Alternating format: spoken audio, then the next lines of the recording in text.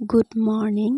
মোৰ এই মিনি ব্লগটোলৈ পুনৰবাৰ স্বাগতম জনাইছোঁ। এয়া মই মালপোৱা আৰু চাহ খাই লৈছোঁ ৰাতিপুৱাই।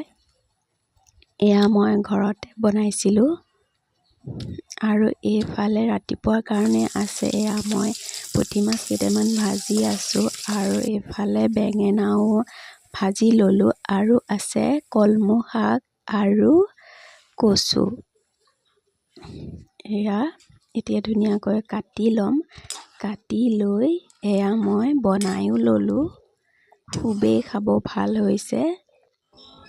আৰু এইটো দেখিছেনে, দেউতাই বনাই থোৱা ঈগল। এইফালে চাওক, আৰু এটা বস্তু আমাৰ পিছফালে কোন আছিল, এয়া বান্দৰৰ মাক আৰু পোৱালি হয়। কিমান ধুনীয়াকৈ বহি আছিলে মৰম লগাকৈ।